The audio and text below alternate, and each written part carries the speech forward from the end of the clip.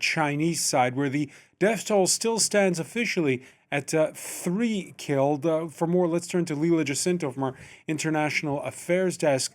Yeah, what do we know about what happened on the Chinese side, where, after all, this mudslide began? Well, I mean, what appears to be the case is that the glacial collapse happened in the Tibetan Autonomous Zone, which is China now. Uh, but the main flooding happened in the low-lying areas. And what happens was that this glacial collapse was an astonishing collapse. It was 5,200-meter drop, a sheer drop. But it pushes through these narrow river valleys. And the river valleys in this region are areas that are populated, that have been the traditional market areas. And when they squeeze into these narrow river valleys, that's where you have the maximum casualties. Having said that, I mean, the Tibetan Autonomous Region is very remote.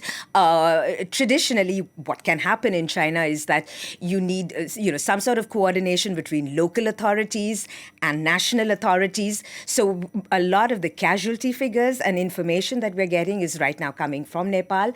The death toll in China, as you said, has stayed at 3 confirmed deaths, but then there are several missing. Yeah, more than 500, according to the Chinese themselves.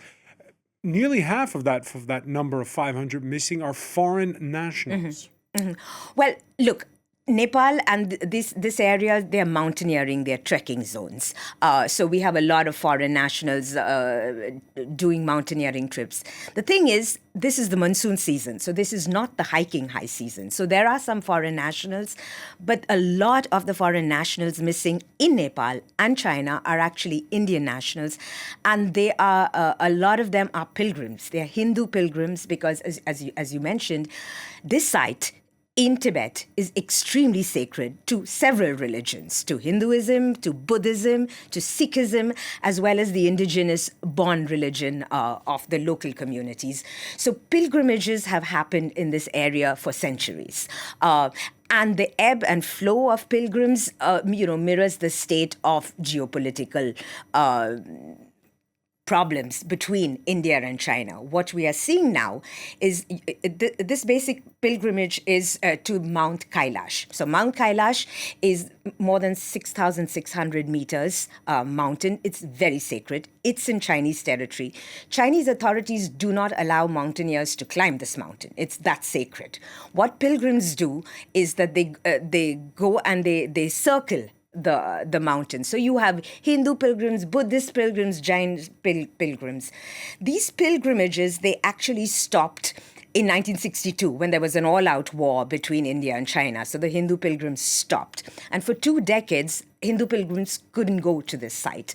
It opened up again in 1981, but in 2020, it got shut down again. There were no pilgrims allowed because of the COVID crisis, and there were also cross-border clashes between India and China.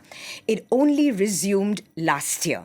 And so a lot of pilgrims have been taking this opportunity to go and do this pilgrimage. There are various ways to go through it, but it's all controlled by New Delhi. This happens on a government-to-government level.